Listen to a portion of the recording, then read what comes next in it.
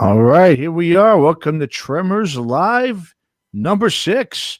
Yeah. All right, what's going on, Chris? How you doing, man? Good Dude, to see number you. 6, man. This is I know. it's not new anymore, man. It's just something we do now. It's just whatever, right? Yeah, man, cool. I know. I can't believe it's been 6 though. It's gone really fast. But as always, we got I think we got a pretty darn good lineup tonight. Absolutely. We'll go over the guests real quick tonight for everybody. First up, we got coming on, we've got Dan Watson, who's a guitarist from power thrash metalers Hex. And they're, from the Bay Area here. They've been around since the 80s, really from the early 80s, around 84, I think they formed in. Right. There you go right there. That's a picture of the album cover of their new album, Entangled in Sin. That's coming out in a few days. And really cool. I'm really interested in talking to Dan. They got a really interesting history for a band that doesn't have a huge catalog, but the catalog they do have, real good stuff. And not only that, they've been on a lot of labels. They've done some stuff. I mean, obviously, we'll talk about it more when we do the interview. But I like this band. I mean, really good. Yeah. And like I said, from the Bay Area. We're part of that whole sort of thrash scene. I mean, even though they're a little more power metal than thrash, their earlier stuff, they even got into death metal later on and stuff. So yeah, I'm really pumped to talk to Dan when he gets on here in a little bit. Yeah, it's gonna be fun, man. And it's weird because we've got you and I, because of my friend, your friend, and co-host Bob. We've got Bay Area on the mind right now with the upcoming release of the Inside Metal movies. And this band just sort of came to us to, at the right timing, mixed in. And it's weird because, with the Bay Area, the Inside Metal, this is a band that isn't really talked about a lot. In fact, I watched the movie, the first part of it yesterday. I didn't hear their name once. And that surprised me when I saw that these guys had been on several labels and whatnot. I was like, wow, they obviously broke out of the scene, but they just didn't kind of, get the attention for some reason. So it should be interesting to talk to them. And I definitely recommend to people that you go not only listen to this one, Entangled in Sin, but to all their old stuff is out there on YouTube and whatnot. So go to YouTube and listen to, I forget what it's called, the one from 1986, but it's killer. Morbid Reality that was the death metal record they had, which is great. That was on Century Media, but I forget the name of the earliest album they have, but they're an interesting band. They really are. Like I said, they got a very interesting history, and now they're back. They've released an album a couple of years ago. They got a second one here now, so it's really great just seeing it. A lot of these veteran musicians, whether it's in the Bay Area or wherever it is, doesn't matter, anywhere in the globe, just to see these guys still, these guys and gals are still playing. Even though they're, older and, obviously they're losing their hair and, they're looking like us, so it's just great to see that, yourself on the losing the hair, buddy. I got plenty wherever it is. All right, I'll speak for myself then. I'm losing it.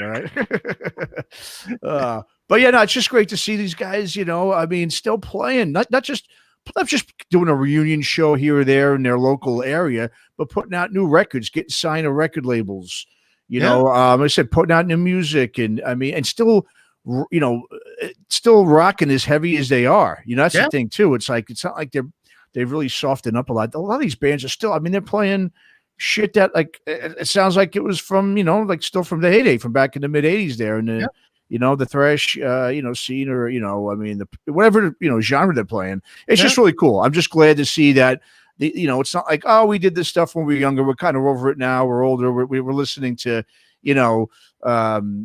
Kenny G or whatever right now. You know what I'm saying? It's like, they're still rocking hard. So it's cool to see. Yeah. It's very cool to see it. This band, especially, a band that really has kind of molded itself through various genres over the course of their history. It's cool to hear them even now.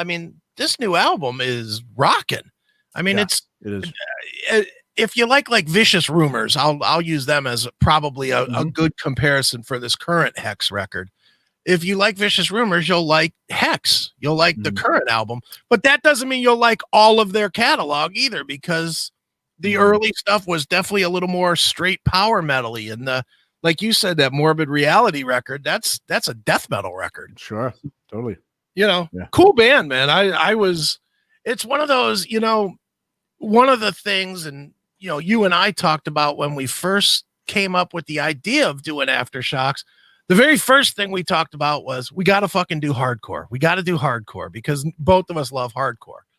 And no one does hardcore. So yeah. And no one does hardcore. So we definitely wanted to do that. But the other thing that we wanted to do was kind of always be reaching into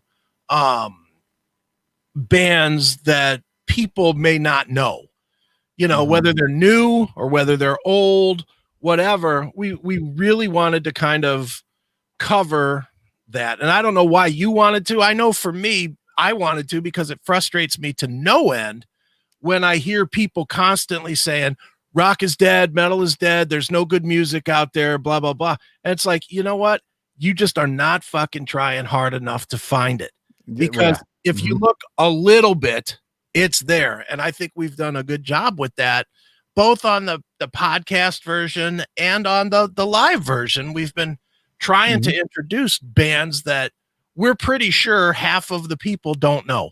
Yeah. And, and that's been the goal. And so far, we're finding a lot of really cool bands, whether it was Osiren or Invertigo or Hex, or, 2 weeks from now, we're going to introduce you to the Electric Mud, which is horrible name for a band, but absolutely killer band. Killer stuff. Yeah. So it's been fun just finding these new bands and exploring, what their ideas are. It's, for me anyway, it's a lot of fun. Sure. And I think the key, word you mentioned there is exploring. And that's what I think people are doing. I mean, like, for instance, obviously, going back to the 80s and 90s when we grew up, yes, you could, rock and metal were bigger. So people were being spoon-fed a little bit more. You know what I mean? It was whether it was on MTV, had Headbangers Ball. The media, there wasn't that much media for it, right? So we didn't have internet. So it was usually on TV or the radio. Right. And which is how you would find. So you'd have all those like late, like the show you did, your WMMS show in Cleveland there, right? Sunday nights.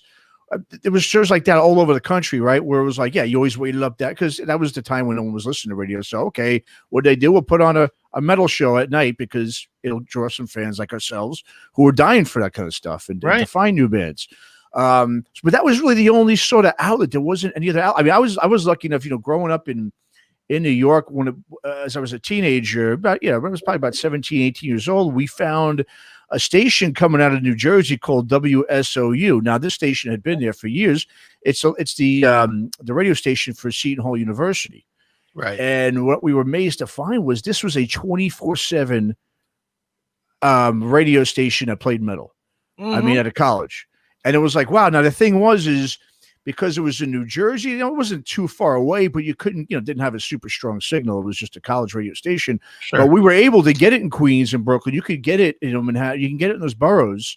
Some days, not so much as, they weren't as good as other days where the signal wasn't coming. You still kind of listened to it, even if it was a little, it was fuzzy or, it was a lot of static. You still listened to it. But we had that. And when that came along, when we found out, that was great. That opened up such a floodgate of bands I'd never heard before. And they would have Friday nights, they'd play the top 20 and of all metal. And it was just a dream come true as a kid. So stuff like that was like, man, this is the kind of thing I would love to do maybe sometime down the line, or, we had those, there was options to do that when you were in college, but you couldn't just, put together a radio show on your own at that time before the internet came along. But on the flip side, then the internet comes along. Now people are just, like you said, they're on their, scrolling down their feeds on, whether it's Twitter or it's Facebook, and that's how they're discovering new music. Now, you're not going to be able to scroll and see all these kind of bands, right? I mean, you're going to normally find the new music from a lot of the bigger bands, that have the money to push it more on ads, and they can pay for, all that stuff on Facebook. Yeah. But it's just a different way of finding music now. And I just think, like you said, it's a great point. It's not that rock is dead or any of this stuff is dead. It's just that people don't want to look for it anymore. They're just they're lazy to search. They are lazy to search, but you know what? You gotta blame all areas. And I would love to just shit on the fans, because you know how I like to shit on the fans on my other show. But it's not only the fans' fault. You know, I'm not picking on this guy, but I'll point to Eddie Trunk as an example, or Jamie Josta, or Chris Jericho. I'll pick those three. So it's all our big names that have big name rock podcasts that are out there. And all three of them, you will not find a new band on any of their podcasts. Yeah, you know, that's a great point. You know, and it's like, okay, you know, and like Trunk, a lot of times Trunk will have 2 interviews that he'll put on his podcast. He'll have like Mike Portnoy from Dream Theater, and he'll have Dez from Devil Driver, you know, whoever it is, or it probably wouldn't be Devil Driver with Trunk, but you know, it'd probably be, I don't know, the guy that played the tambourine on an UFO record or something, but sure. you know, it'll be something like that. But he'll have these name guys from name bands, and it's like, dude, if you're gonna have Mike Portnoy from, you know, Sons of Apollo on, why don't you find somebody that's an up and comer in that same genre? There's a million of them out there. There's a million prog metal bands out there. And I get the same emails that I promise you Eddie Trunk gets. You know, I might get him a day later because he's a bigger name, so he gets first crack at everything. But let's be honest. He's getting the same thing, pimping Osiren and pimping in Vertigo and pimping, you know, Electric Mud and Dirty Honey and South of Eden and all these bands that we are. He just won't use his platform to help anybody get to that next level. And that's shitty. You know, it's I just watched that movie yesterday, the Inside Metal thing. And the one thing that every one of these rock stars, from Lars to the Testament guys, to the Exodus guys, to Y&T, to bands I'd never heard of in my life that are in this thing, Sonic Excellence or whatever that band was called. You know, I saw all these different bands. They all said the same thing. It was a community. It was, you'd go to the clubs and you'd see these same guys that were in these bands, whether the bands were on the rise, on the fall, broken up, whatever. You saw the DJs out, you know, you saw the DJ Wills of the world were always out in LA, you know, being a presence, being a part of it, learning the thing. Ricky Rackman was always out in the scene, making them, you know, helping shuffle bands in and out. And it's why, you know, LA and San Francisco specifically, it's why those two scenes exploded in the 80s, early and late 80s, because there was this camaraderie. Now it's like, well, you don't have 30 years of history, so you can't be touched. And that's bullshit, man. Yeah. Well, I mean, a lot of it's, I mean, well, I know with Eddie Trunk, I know he did mention, I remember when he was doing, you know, that metal show, he talked about how he wanted to get a whole bunch of different type of guests on, but he wasn't allowed to. He said, you know, obviously the producers were like, if they didn't know the name, they wanted nothing to do with it. Yeah. So I remember there was a couple of bands he got on. I think he got Clutch on one time, and he mentioned that it was such a struggle to get some of these bands on, that he wanted to get some of the unknown bands on. But at the same time, on his radio show, he could do that if he chooses to. But we're seeing every other month, if I think he's doing like an interview with David Coverdale, or like you said, it's just the same old names. Yeah. Just rehashed, you know, at least once a year, if not more. And I think, like you said, that's one of the things we love about doing this. Well, I always wanted to do something like this, was to give those, you know, underground band names, to just give them a little bit of a boost, whatever we could do. But you're right, though. I mean, what's lost is that, like you said, the Jostas, the Trunks, these guys who do have, you know, the audience, and they do have the prestige enough to get, you know, and to promote a lot of the underground bands, you know, on their podcasts and on their shows. They're not doing it. You know, I mean, I don't know if it's an advertising thing where it's like they have to maybe get a certain amount of listeners per, you know, I don't know, but I'm with you. I'm kind of dumbfounded by why they don't do it.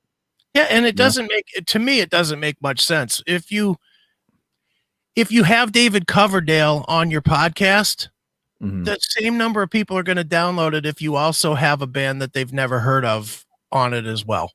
If you say that you're going to have in Vertigo, which would be a good fit for a Whitesnake thing. If you were going to have if the podcast says In Vertigo and David Coverdale of Whitesnake, everybody's going to download it anyway.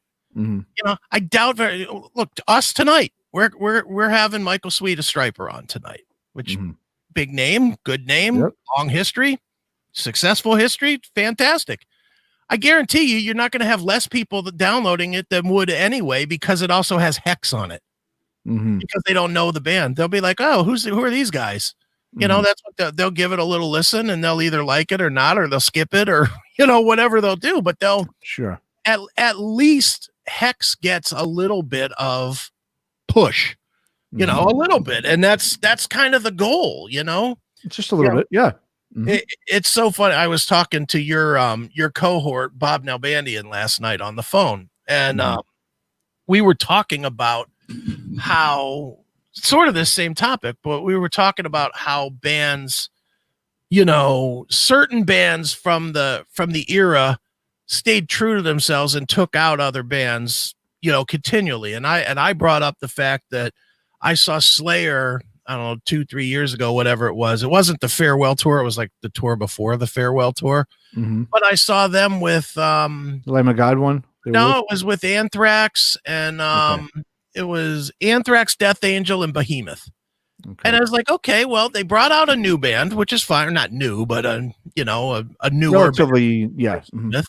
And they brought out 2 bands from the scene, you know, Death Angel and Anthrax, which, you know, that's cool. And they certainly were more than willing to do that. And then by contrast, you look at Metallica, the band that should have the most stroke in the world, and the band that talks, anytime you see them interviewed about their history, all they talk about was how, you know, the scene. And what are they doing? They're taking out Cage the Elephant. Yeah. You know, it's like, what are you doing? Take out some metal bands. Take out some bands that are still doing it well from the day, but could really use, you know, the big push. Take out Overkill and let people let more than the 100,000 people in the States that still realize they're there know that they're there. Take Overkill out, let them play in front of 1 million fans, you know, for over 6 months. And remember that, oh yeah, I remember these guys. I remember, you know, the Fuck You song or whatever, you know, but take them out, and you can still take out the Cage the Elephants of the world and, you know, cash your check, which is what I'm sure happens, is that it's a buy on because of, you know, management or whatever, but you could still take them out as well as somebody from your roots and grow the scene, or somebody new. Take out Havoc, take out Warbringer. Yeah. Take out somebody that doesn't have the money, much like you were in 1981, where you didn't have shit except for, you know, name recognition, and build them up. Make the next wave so that this era doesn't die. No, I mean, I agree. Metallica had been pretty good over the years, taking some bands. I mean, I know they took out the Sword. Like, the Sword was known big time because of Metallica. They toured with them. Carmen and Burn even played, I think, on a couple of Metallica shows down in the South. So they would do some of that stuff, but they wouldn't do like a full tour. I mean, maybe let them come on for a show or two. And you know what I was just thinking when you were saying, well, take out a Warbringer or a Havoc. Well, what it is you're talking about now the thrash 80s Metallica. Obviously, you know, Cage the Elephant is just picking off of what Metallica eventually became, more of a, you know, mainstream band. And, you know, and as much as they're starting to play, you know, they're playing the thrash stuff again, like they did on the last album. I don't think it's their mentality. At least, you know, I mean, Hetfield wrote most of the songs, so I think he's still in that headspace with thrash. Rest of the guys, I'm not so sure of. You know what I mean? Right. But yeah, I mean, like you said, it's just like you said, it's the community thing, the camaraderie. That stuff is just, you just don't see it. I mean, I can't speak for any of the, you know, the younger generation and what's going on in their scenes right now, because I'm not there and I'm not seeing what's going on. But from what I'm hearing from people we've talked to, you know, some people like even, you know, Tanner from Madrust. I mean, he's saying the same thing, that just the camaraderie, it's not there as much as it used to be. And, you know, I mean, what's it going to take to get it back to that? I have no clue. Your guess is as good as mine. You know, I don't think it's ever going to, because the internet fucked it up, is really what it comes down. It did. Yeah. You know, it's, and I know you know this, from your more probably your New York days than now, but back in the day, you would go to a club and you knew everybody in the room. You may not have known their names, You know the faces, yeah. You knew their faces. You'd picked them up in the mosh pit or something at some point. You recognized them. Everybody was recognizable. I felt that for years and years. I felt that certainly when I lived out in San Francisco. I every show I went to, I would see the same guys, and I would see, more than anything, I would see the same jean jackets with the same, patches, yeah, on them, and I would just recognize them as, hey, that's Dan, the Hyrix fan or whatever. I didn't really know them. I just recognized them because they were at every show. Sure. And even when I came back here to Cleveland, in the 90s here in Cleveland, there was a thing called the Mosh team, the Cleveland Mosh team. And I'm gonna be honest, I don't know anybody's name that was in the Cleveland Mosh team, but I knew everybody's face. And you'd go out to the shows, you go out to the Agora or whatever, and you would see 30, 40 guys all wearing Cleveland Mosh team, shirts. And it was sort of like the next wave of that, what I had experienced in San Francisco here. But it was a very tight knit circuit even then. All the bands, played with each other and took spots in each other's bands here and there, and and we all knew each other, and then it just went away. Well, it was like sort of like a gang mentality they had. You know what I mean? It's like you ran together in a gang. I mean, that's funny you bring up the jackets. When I interviewed Sick of It All a couple of weeks ago for Skull Sessions. I mean, they were talking about the same thing. They had these jackets that were made from the record label. Harry Abrams had them made from In Effect Records, and then people started people would even go up to them, in restaurants or if they're at a fast food restaurant or whatever, and would start thinking they were an actual gang wearing the jackets or something, or they were some sort of in a motorcycle club or something. But like you said, I think a lot of it had to do with, back then too. Remember, I mean, metal was such a rebellious thing. It was a very, it wasn't part of mainstream culture like it eventually became with Metallica. So it was sort of that excitement of we're basically telling pretty much, society here to go F themselves. We're this little, cohort here, and we're going to take on the world together. Yeah. And like you said, obviously there's a lot of factors that go into why that's not anymore, including social media and, like you said, the internet and everything. But yeah, it's just, I don't know if we're ever going to see that again. You know what I mean? Yeah. The internet has just taken so much of the zest for it away, dude. And I know you remember this as well as I do. And it literally makes me cringe now when I get an album that I really, really like, just because I know right out the gate it's not going to do success. It's not going to have big success. But I remember when I would get an album that I really, really liked. And from literally the minute that it finished playing that first time, I was looking in the paper pretty much every week looking for a tour date. I was looking for, when are they going to be here? When are they going to be near me? When are they going to be somewhere that I could see them play? Because there was that, you got the record was really just kind of like a little taste of the band. And then the next step was to go see it live and hear those songs live. And, which ones of these would they pick to play? And now, Jesus, a band announces a tour and you can go to setlist.fm and you can see what they're going to play. Yeah. Sometimes before they play. Sometimes they just say, well, these are the songs we're going to play. Trivium just did that. They're with one of their home concerts. They announced that they were playing, I think it was 19 songs, and they announced all 19 songs that they were going to be playing.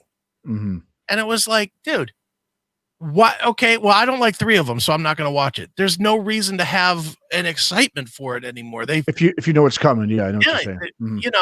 And look, we're all fans.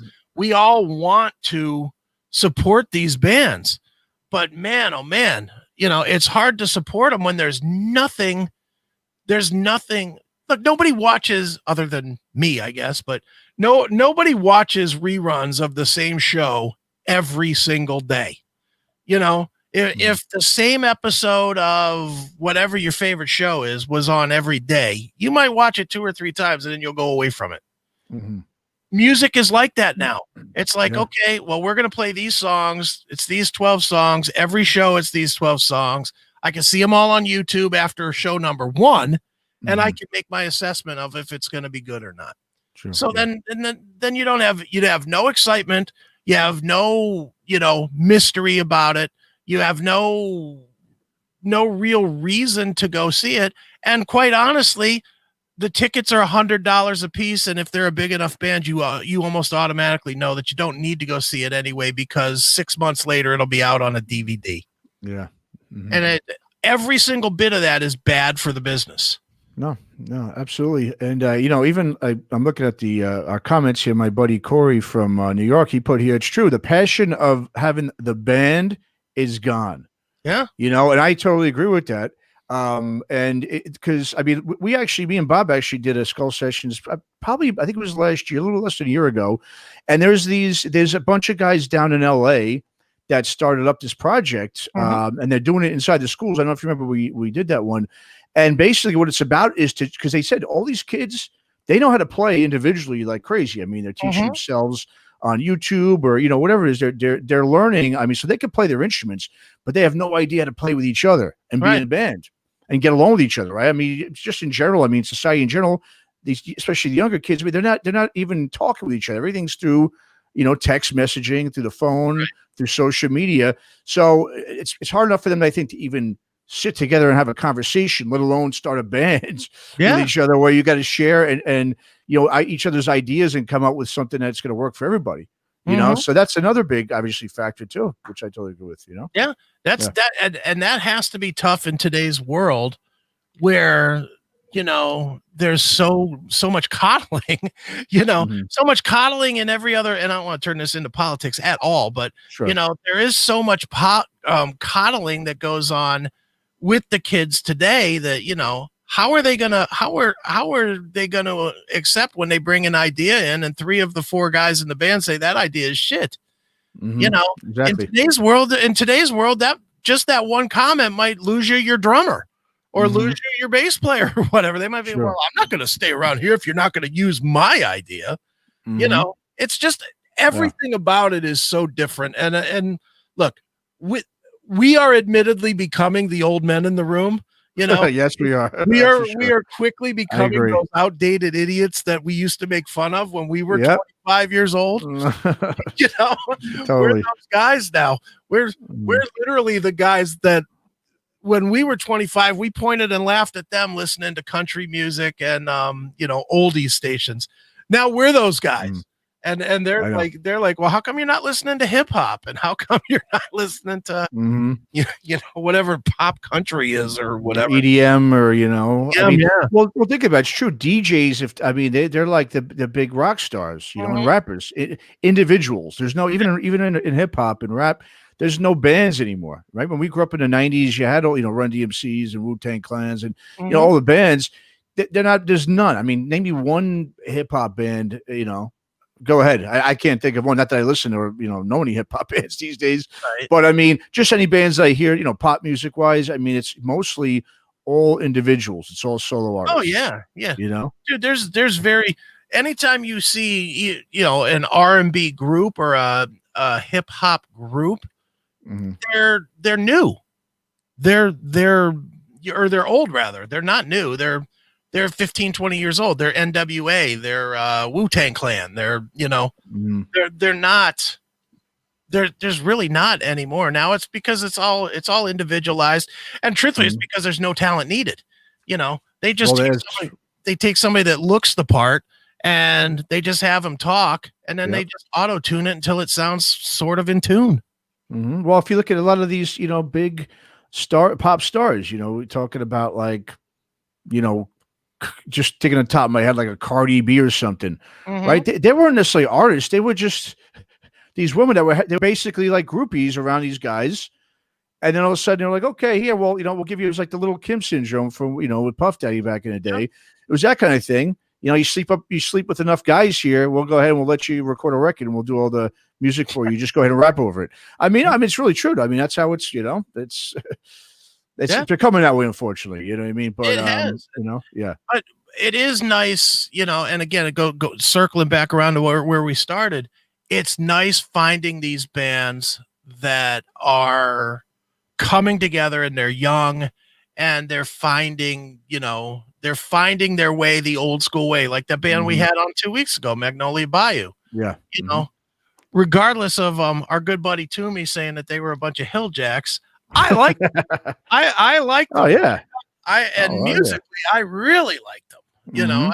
But they're an old school band that are just younger guys, with the way they find their music is, they all have their different influences and they throw it all into one pot in the studio and they see what comes out of it. Well, yeah. And we interviewed that band South of Eden, Ehab from South of Eden, and same thing. That's an old soul, man. I asked him about his influences, and he's talking about Zeppelin and the Black Crowes and the Stones and stuff like that. And all of his stories of what he wanted to be like were based on that. And it was like, okay, this is like the old days where whatever style, if you were a metal fan, if you were a Metallica fan, you would go and you would find where Metallica came from. You'd go find that Diamond Head record. You'd go find that, Deep Purple or whatever it was that you saw them mention in some interview somewhere. You would go search that out to become more of a fan. And that's how we all ended up. If you notice, us old metalheads, we all like the same bands. All of us, we all, if you kind of draw a circle of the different styles of metal, which you go with like classic metal and then hard metal, then thrash metal, and then death metal, you draw those circles. The further out you get, you'll find differences in opinion. But if you go all the way to the middle, everybody likes the same shit. I don't care if you're the most hardcore death metal fan or a new metal fan or whatever. You hear a Deep Purple song, you hear a Led Zeppelin song, you're like, okay, that's pretty cool. You may not love it, but you're like, okay, that's pretty cool. Everybody loved the same thing. And it's just the more fringe things got is where you start losing people. Yeah. Well, it's just like we've talked about plenty of times, ad nauseum here, is music's just been so devalued. I was reading something the other day. I think it said that 85% of music that people listen to now is all done through streaming. 85%. And most labels now, what they're doing, it makes sense. It's like there's no need to even. I've heard, it's interesting. And I could be wrong on this, but I know there's one guy I know that's he's pretty well known in the music business. And he says it's a myth that CDs don't sell anymore, that they do sell. But I don't know who's buying them. I haven't seen I haven't seen anyone buy a CD in I don't know how long. I think today's, the way the model's kind of working right now, where I think at least a lot of the smaller independent labels are doing, I was interviewing Mercedes from the White Swan last week. Right. And she was saying, the label she's on out of War Crime Recordings out of Chicago. What they do is obviously they do limited edition vinyl and that's it. The rest is based off streaming. There's no point in pressing up a bunch of CDs anymore that are just going to sit there and collect dust, because that's what they will do. No one's, I don't know of anybody who's buying CDs anymore. Yeah. Because there's no CD players in cars anymore. You buy a new car, there's not a CD player. All right, well, even the new Macs, computers don't have CD players. Well, then where are people going to play them in? They're becoming like cassettes and everything else right now. So it's really vinyl and streaming, and that's it. So if you're just streaming everything, like you said, you're not getting the full experience. You're not getting the album cover. You're not reading the liner notes and the lyrics. It's a whole different experience. Music's just a different experience now than it was for us. That's what it is. Yeah, and dude. You're saying 85%. I'll tell you straight up, I'm 100%. I'm 100% streaming. I don't have a CD player on this computer in front of me here, on my main work computer, on my laptop. I don't have one anywhere. I don't know that I have a CD player anymore anywhere. I probably do somewhere. I guess my DVD player I could play a CD in if I wanted to, but I don't. I play everything on my phone. I have I have a $1,200 phone with $400 headphones. The last thing I'm going to do is throw it into a computer and listen to it through $38 speakers. I'm just not going to do it. Sure.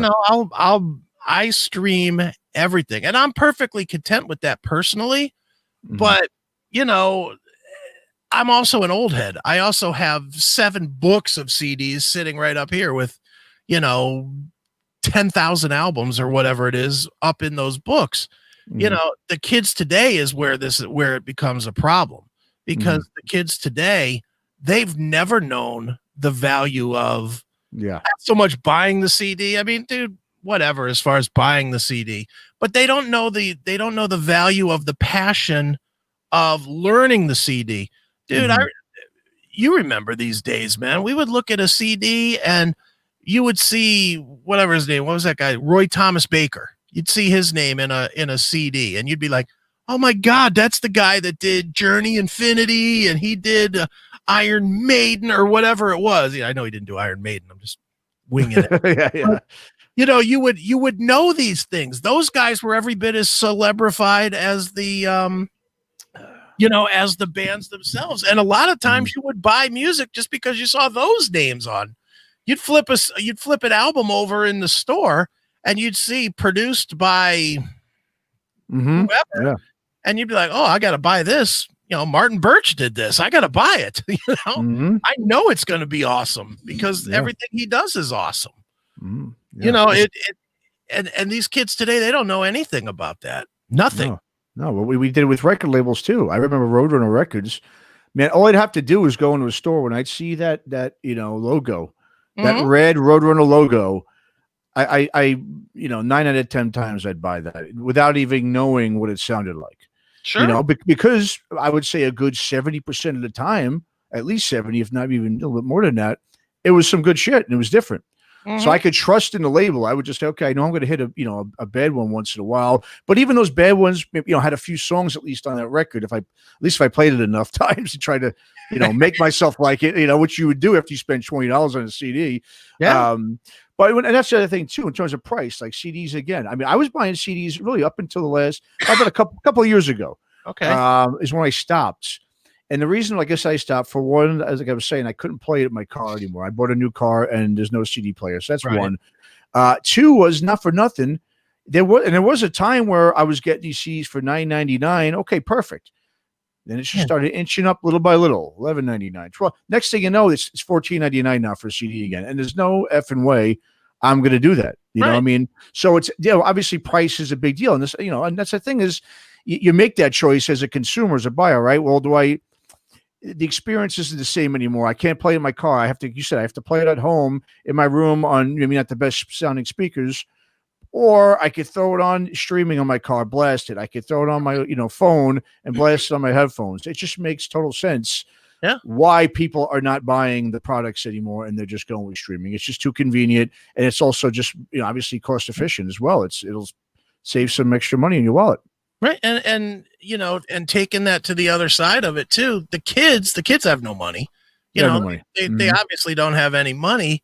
And, and this is one of the things I'm going to talk to Michael Sweet about tonight is, nobody has to pay for anything. Why would you pay for anything now? I don't understand that.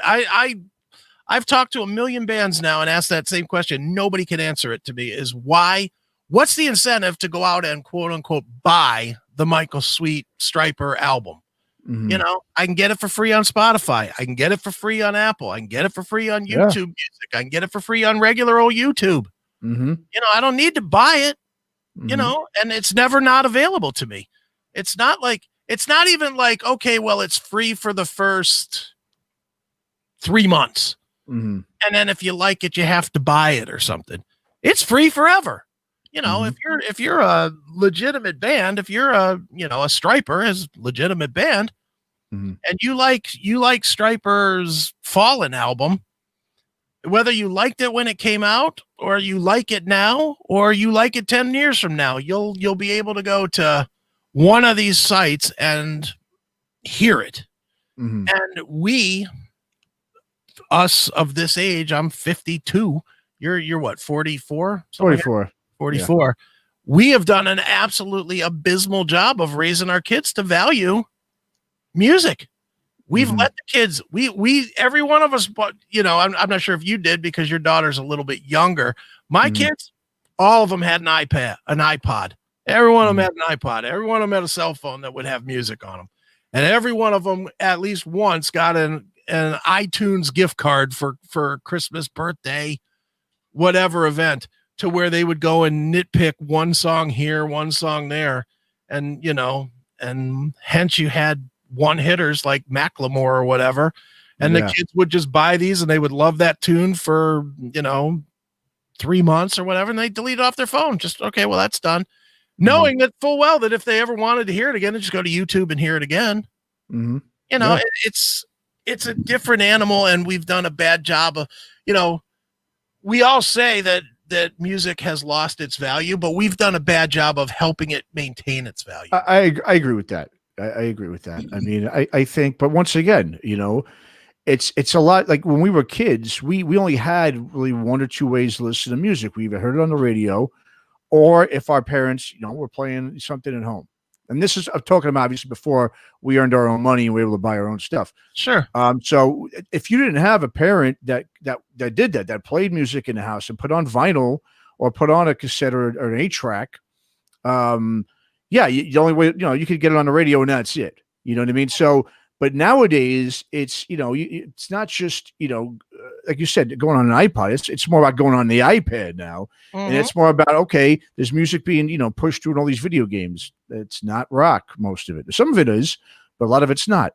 You know, TV, and like I said, we don't. There's so many more outlets now too. We only had a few outlets, right? You knew growing up that local radio station, it was maybe one or two that played rock. Okay, if you liked rock, you would listen to that, and you would basically, you know, consume whatever it is that was being, like I said, spoon fed to you. You had no other choice. Nowadays, kids go on YouTube, they see this video, oh, then some song sticks in their head, you know, on some video, and then that's what they're humming, that's what they're singing, and that's what they're thinking and feeling and vibing off of. You know, so it's just like you said, it's such a different animal. I wouldn't necessarily blame it all on, you know, parents raising their kids poorly. I just think that there's so many more outlets for them to find music, except for just the radio and whatever your parents played at home. I mean, like you were telling me, right, about your dad would listen to all the, I forget what it was he was listening to, but Slim Whitman and Roger. Yeah, Slim Whitman. Yeah, exactly. You know, but at least you had that, like, you know, you didn't like that. Okay, I don't like this, but you had, you know, radio. Then later on you had MTV. Like I said, it's just, there's so much now. There's a conglomerate of outlets.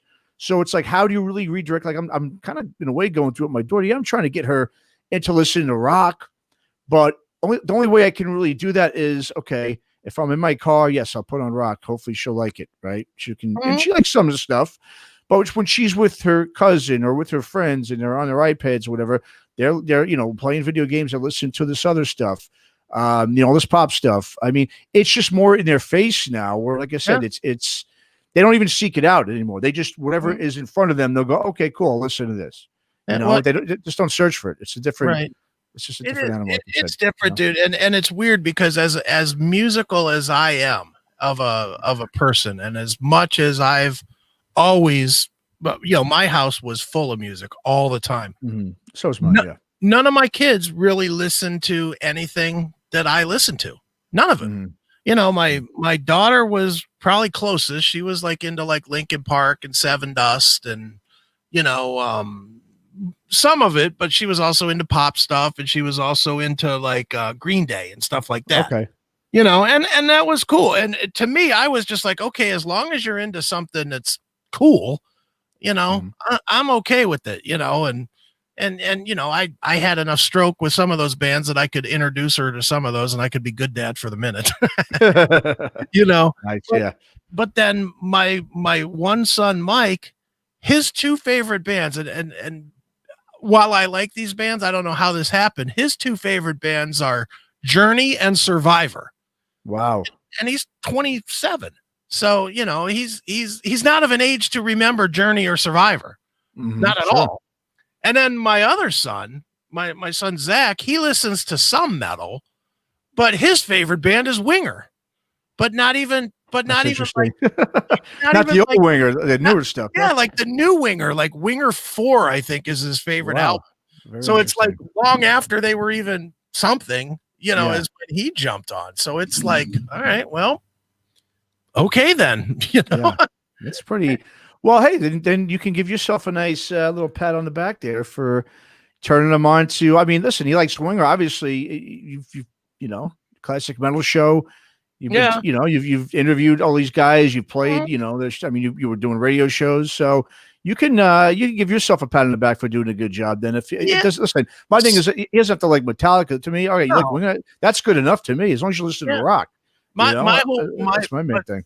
But my kids, none of them own any records, and that's where I think I failed them, is because I didn't take the time to take them to the record stores and to say, okay, here's this and here's this band, and oh, you like Green Day? Well, let's buy the Green Day CD and let's read about Green Day. Let's figure out what else Billy Joe Armstrong is into or whatever.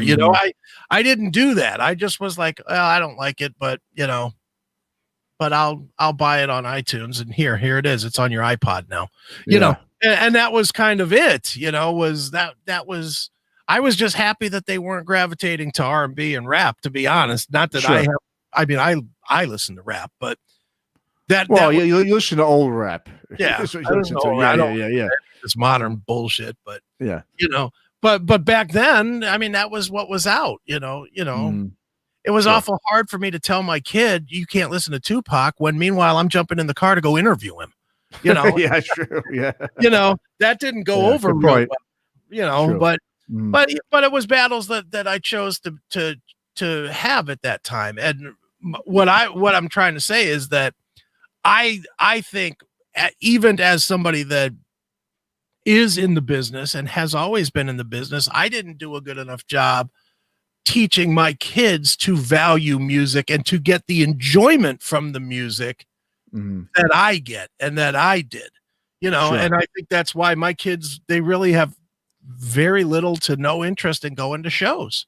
Yeah. Well, I mean, last time we did this, we talked to Phil Demmel, and, we asked him a little bit about that. And listen, here's a guy, both him and his wife in major bands, metal bands. And he was saying about his son, he's like, yeah, he's not really into music. I mean, I think a lot of times you just kind of take it like just for granted, thinking, okay, it's going to be like it is when I was growing up. It's going to be on the house. They're just going to naturally gravitate towards it. They're going to want to, know more about it, want to listen to, learn more about the bands and the artists like we did. Or, oh, what song is that? Can I check out that record? That, all that kind of stuff. But like you said, they're just not doing that. And I think that's part of maybe what it could be is and I don't want to say laziness, but we just, a lot of, I think, parents just assumed that their kids were going to pick up, listening to it or becoming fans of it just like they did, because you just played it around the house and it's just around them. So sure, they're going to love music. But like I said, like Phil Demmel said, I mean, not at least not his older, kid, not at all, So it's just, like I said, it's a, music's definitely got a different type of, I guess I don't think it's like it was when we were younger, where it really affected us, emotionally, and we listen to certain musics, depending on our mood, certain type of genres per mood or certain sounds per mood. And now it's just like this thing. It's just called music. It's like anything. It's just it's just there. It's there. You like it, but no, there's not that passion for it. But at the same time, like like I said, we've been interviewing some of these bands, and these are younger guys, and we're seeing it again. So I think there is hope. I think there is. I would hope, but you know what I find to be immensely strange right now in today's world is that of all the times in our lifetime for music to take hold and to have value, it's not happening right now. In a time where the world is turned upside down and there's so much unrest, across the planet, there's so much civil unrest or whatnot. Last time we had that was Vietnam, and Vietnam. I mean, you calling bands Vietnam rock. You can, if I just say that term, even though that's not like a term per se. When I say Vietnam rock, you can easily name 5-6 bands that are Vietnam rock, whether it's Joni Mitchell or Bob Dylan or Joan Baez or all those bands that were making a statement, and whether you liked them or you hated them, there was a culture, there was a musical, almost like a musical soundtrack for the unrest that we were having. And that is not, there is no Antifa band. There is no BLM band. There is no, whatever, the Blue Lives Matter band. There's no either side of that going on right now, which is really, if you're looking for something that gives a statement of the true value of music to today's generation, I think that's it. There's no music that is being used as a soundtrack for it. The only thing we get to see musically is these damn bands complaining about the president using their songs when he comes out or whatever. That's the only time we hear about music now. Have you noticed that? Yeah, well, like you said, it's not in the forefront of our society and culture anymore. It's not, like you said, there's not, like, you made a great point about the Vietnam bands, or like you could even just go back, even in the 90s, you had the Rage Against the Machines, and you had, and they were like leading sort of, sort of like movements that weren't just based on the like a thrash movement was just based on the sound. It was based on the culture, of what was going on in society. And you don't. That's a good point. Once again, that comes down to the dissolution and the disinterest of people wanting to be in quote unquote bands. Once again, it's crazy, and it's you go to a football game as an example, and in between every play, you hear bands play. You hear Crazy Train, you hear Enter Sandman, you hear Shook Me All Night Long, whatever songs. I mean, there's this collection of rock staples that permeate a football game or a baseball game or whatever. And there's not a single one of them from the last 10 years. There's not a Disturbed. There's not a Korn. There's not a Limp Bizkit. There's not a whoever else. I don't know who else has come up lately. Linkin Park. None of those bands. It's almost like not only has music been completely devalued amongst the kids, but it's really just become background noise for a lot of people. And I think old guys like me and you, I think what we end up doing is we hate it so much because it was everything. It was everything. Yeah, it was, dude, I've written 6 books, and 3 of the 6 are like serious type books. And then the other 3 are music books. But the 3 that are non-music books, every chapter starts with a lyric from a song, because my life has been so intertwined with music that every story I could ever tell, I could tell you a song that relates to it. Well, it's a soundtrack to your life. That's what music was for us. Yeah. For us. But I would imagine if I went and grabbed my kid and said, tell me one song that's important to every year of your life, they would not be able to do it. And that's to me, that's sad. But then again, we're old. Exactly. It all comes back to that point. We're old, man. That's it sucks that we're old. We might be new school when it comes to this technology and the video and all this other bullshit, but we are old when it comes to the ways that we do things, We're still waiting for the news to be real, and we're waiting for kids to love music the way we did, and we're waiting for movies that you go to 7 and 8 times because of the experience. All of that is gone. It is. Yeah, unfortunately it is, but at least at least we've we're still here, and like we were talking about, there's still a lot of these bands, and that's the thing about me, is I do feel bad sometimes when I'm sitting there and I'm putting a lot of my I'm spending a lot of my income buying music from older bands. I want to put it into the newer bands. I want to support them just as much as the veteran bands. You know, I mean, obviously the veteran bands, you know, sometimes need a little bit more just because, you know, they're not living at home with mom anymore. They have families and they need that support if they're going to go out and continue to be a band and play live shows and put out new music. But yeah, it's just, you know, I would love to, you know, support more of the younger bands. I just also don't see that, you know, hungry type of thing with a lot of the younger, you know, bands out there. You know, they don't seem as hungry to be successful. I mean, like I said, it is a different, obviously, you know, arena, the music arena now than it was. But I just don't, like you said, I don't see that I'll do it at, you know, at all costs sort of thing, you know, where every almost musician, you know, when we grew up was doing. I mean, it was just like they knew they wanted to be a musician. That's what they did, no matter what it took. Now it's just sort of more of a hobby, you know, and not for nothing. I'm not trying to put it down, but you could tell in the quality of the music, you know, and I don't want to bag on it. I do like a lot of the younger bands. We've interviewed a lot of them, but if you really, a lot of the quality, there's nothing original. It's like, I could, you know, look, I'm an okay musician, but I'm listening to some of this stuff. I'm like, God, I could do this, you know, in my sleep, some of the stuff. It's really not that hard. Not that it needs to be hard to be good, but it's just, you could tell that there's not a lot of time put into the craft. Right. Well, dude, to your point about the success, though, they don't have anything to look to. They don't have anything at all to look to. Yeah, you know, that's a good point. As an example, you know, I mean, dude, let's take Greta Van Fleet. Yeah. You know, those kids they're all what, about 20 something years old, 22, something like that. I thought they were like teenagers, aren't they? They might be. I don't know how old they are. I just know I like them personally. I know a lot of people don't. I do. You know, I like them and I respect. Yeah, I like them. It's doing just straight up rock and roll Led Zeppelin style. I like it. But what do they look up to that's even relatable to them? To where you're saying, you know, the bands were all hungry. They were all hungry because there were guys that were 3, 4, 5 years older than them that were making millions of dollars. A band like Greta Van Fleet, who are they looking at? Korn, they're all in their 40s. Yeah. Metallica, they're in their 60s.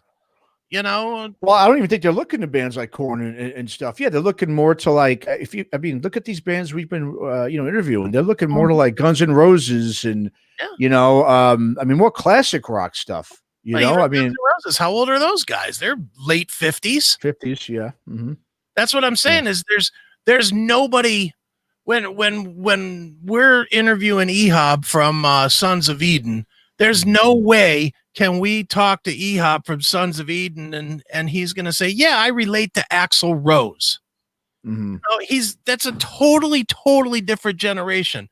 And there's not somebody from like 2000 to 2010 to 2020 that he can point to and say, yeah, the closest thing I think that they could point to is like Lizzie Hale maybe, and say, well, that's kind of the success that I want to have. But then when you actually look at it, well, how big a success is Lizzie Hale? How big of a success is Hailstorm? They're not as big as the Guns N' Roses or something. Yeah, they're a large club band. Yeah, you know, they're not going to sell 5,000 seats, I don't think. Well, I mean, if you really think of it, I mean, you could go back. I mean, it's like I've seen a bunch of these documentaries, you know, on the history of rock, or you know, or even the metal and stuff. But with the history of rock ones are interesting because it always stops right at grunge. Grunge is like the last period. And if you really look at it from, you know, after grunge, if you start looking at what was popular in terms of rock, commercially, you're talking Korn, you're talking Limp Bizkit, Linkin Park and everything, you know, as you got into the later 90s and right around 2000. So I really think that there was, and you know, I mean, it was like, listen, I remember, you know, being at that age, I liked a lot of those bands, you know, and I would hear my dad or other people, you know, those old guys at the time, you know, telling me like, what the hell is this crap? You know what I mean? And my you just don't get it, Dad. You don't get it, whoever. It's like, but I can look back now and be like, you know, I totally get what he was saying, or all those, you know, music fans were saying. Yeah, is like, where is this going? It's not going into anything where it's going to really inspire.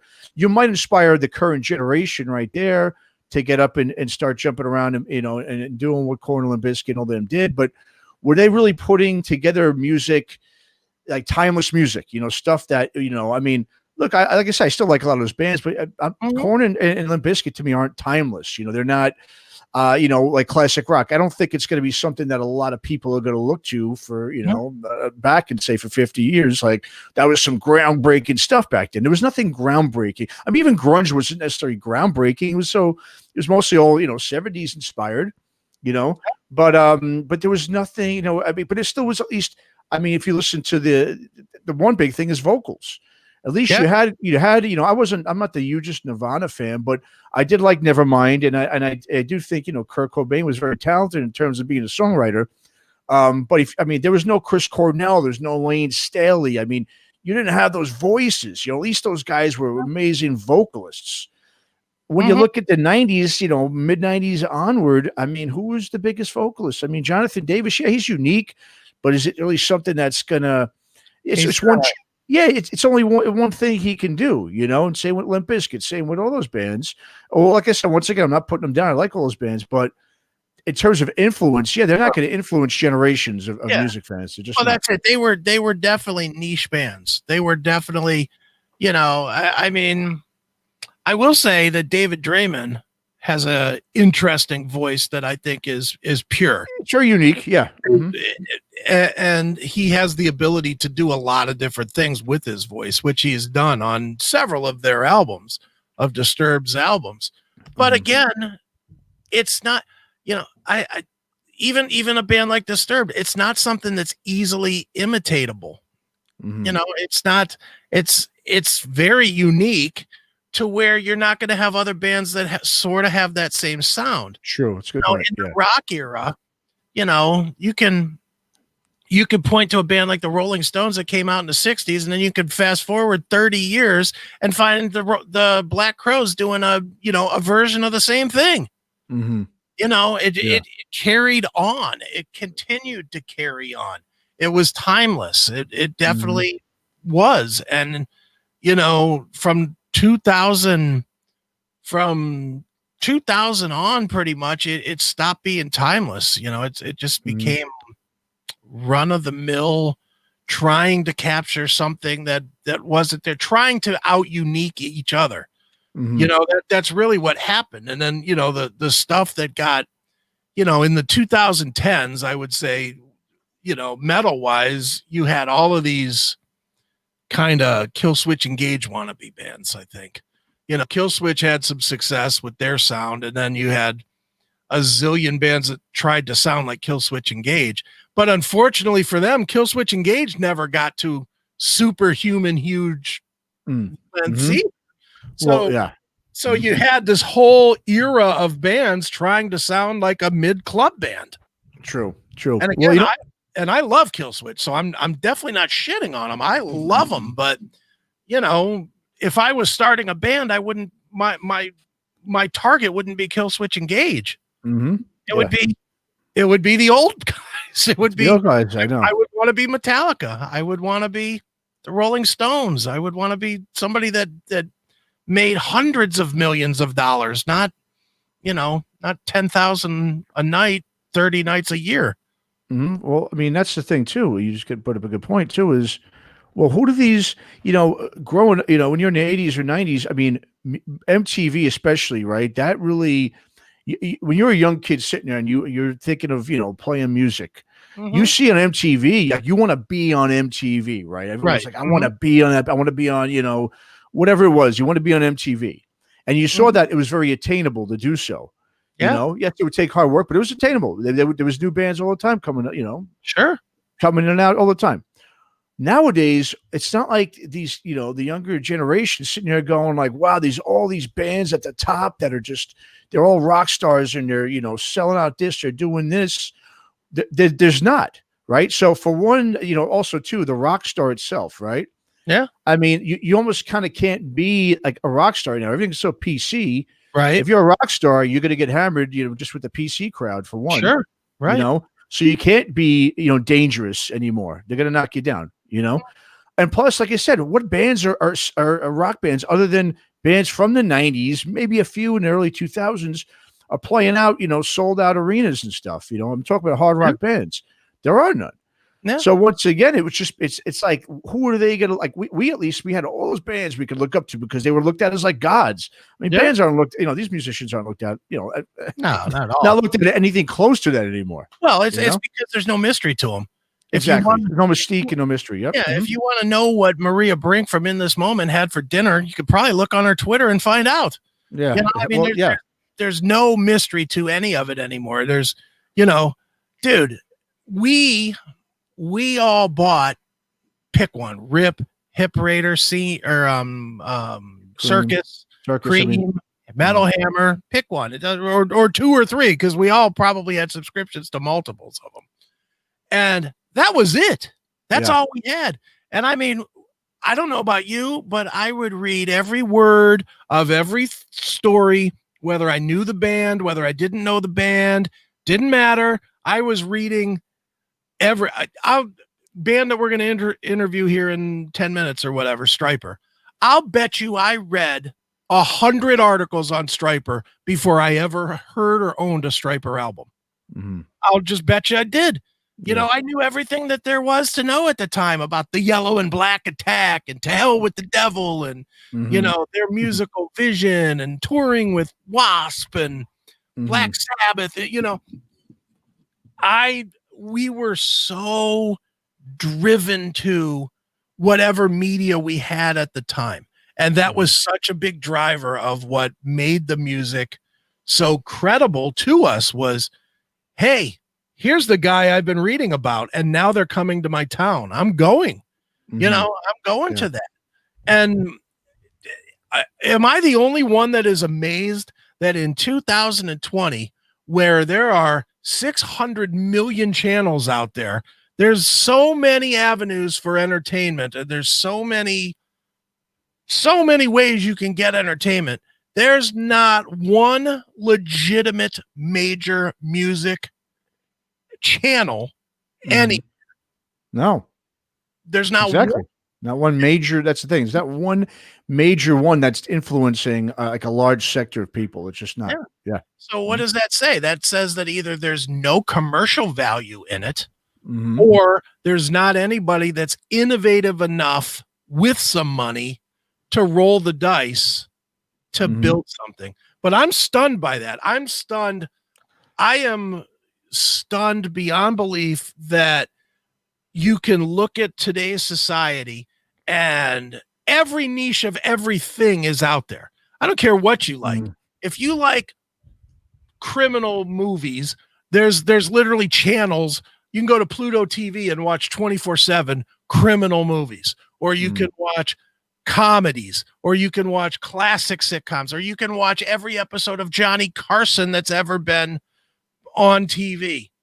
But all of these different channels that exist, you're going to tell me there's not one guy that saw the incredible success of MTV and doesn't think, you know what? I would be the only guy in the market right now for this. I should do it. Well, I guess not, right? Because it hasn't come. So no, I guess so. Yeah. But isn't that staggering? It is. Dude, could you 20 years ago, could you have ever imagined that there would not be a legitimate musical outlet to feed the masses? Yeah. No, I know. It's once again, I think it's just the listeners, behavior and consumers' behavior with music is just completely, flipped, because of so many different factors, and what I'm amazed at is there's no one's come along, like you said, and figured out how to do it in the modern way we do things. It's you'd figure, like you said, someone with some money somewhere would at least is just as a fan, there's there's plenty of people with a lot of money that are fans of this music. But one of them is not, taking the reins saying, hey, you know what? I'm just going to do this because, I always wanted to do this. This is something when I was a kid. I loved MTV or I loved whatever, and I want to go ahead and start something up. But once again, I think it's, but at the same time, anybody who's a businessman that's got, got money knows probably though, like it's not worth really the investment or the risk, to invest in something like that, right now. To me, it just seems like a good bet on a, to me, it seems like it would be a good bet on some business guys. I think it's a horrible bet for a fan. There's all kinds of people trying to do it that are fans, and that's why it never works, because they're fans. Yeah. Their fandom inevitably, steps in front of the business aspect of it. You need a business guy to do it first. I'm just surprised that what has been a proven business entity in the past has not been taken up by anybody. That is shocking to me. I just think I think if you looked at something like, what they did with that metal show, they tried to do a little bit of that, just one show of it, not a whole, hub or channel. And I think because that, I guess it did okay for a while. For some reason, though, it got canceled. Well, it got canceled because it was all old. Yeah, well, that's the thing. I mean, that is one of the. They would try to put some newer artists on there. They'd have like the Pretty Reckless on there and some of these other bands. But I know what you mean. I mean, 90% of the stuff was stuff it was all Docket and Rat and George Lynch and and UFO and Dream. I agree. And I don't hate any of those bands. Well, I hate Dream Theater, but other than Dream Theater, I don't hate any of those bands. But dude, that was the biggest problem with that metal show. It should have been called That Classic Metal Show. Yeah. It should have been, because that's really what it was. You need, I think that even if it was hip hop based right now, if you just took the exact blueprint of the early MTV and you put some money behind it, you found a way to get it on, forget cable systems, just get it on the Rokus, the Amazons, the Apple TVs of the world, and feed it advertising dollars, but do the format the way that they did those shows, where right now it would be probably predominantly hip hop videos, hip hop artists, whatever. But you would take those hip hop artists and you could then have a featured show for metal and a featured show for alternative and those types of things. I think if you had all that, you could find a way to capitalize, and it just hasn't happened as of yet. Absolutely. Well, maybe this guy will be the guy that brings it back. Maybe Michael Sweet from Stryper is going to be the guy that decides to start the new rock and music television channel that takes over the world. How's it going, Michael? Hey guys, how are you doing? Good, man. Doing great. I'm in hat mode because I've been wearing headphones all day. I'm singing vocals, so I've got bed head. So my apologies. Wow, very nice. So what are you singing vocals for? What you up to now? I'm working on a project finally, tracking vocals for Sunbomb, which is a Tracy Guns project. Okay. Oh, cool. Okay. Yeah, so I'm doing the vocals for that. I'm almost finished. Another few days, and then I'll send everything off to the label, and then I'm going to dive into another project. So I'm just, I'm doing lots of recording and projects, man, instead of touring. Sure. No, absolutely, man. Well, first off, congrats on the new record, Even the Devil Believes. That came out earlier this month. That's the band's 13th now studio release. I mean, did you ever think you'd be here talking about your 13th record, especially when you guys did, split up there in the 90s? I didn't. I mean, when I left in 92, in my mind, that was it. It was over. And I had no intention of going back, at least at that time. So I moved on, and the family moved back east in 95. I wound up pursuing a solo career, between 94 and, 2003, roughly. And that's when Stryper got back together and did our first tour, which we called the Celebration Tour. And the rest is history, as they say. I mean, we released our first album, which was called Reborn in 05. And we've been going, full steam ahead ever since. It's been a blur. It's been unbelievable. Yeah. Oh, awesome. Well, I can only assume, Michael, that, this record that just came out, I mean, it's going to probably go down as one of the most memorable in the band's history, and for reasons other than just how good the music is on it, which many do consider to be the best that you guys have released so far. But for one, it's obviously the first record you've got with new bassist Perry Richardson. It's the first record since, Oz, unfortunately, has been going through his health problems. And of course, it was recorded during the whole pandemic. So a lot of different factors that went into the making of this record. First off, I just want to ask you, if you don't mind me, how is Oz doing these days? And I mean, how great was it to see him play on this record, considering all he's been through the last couple of years?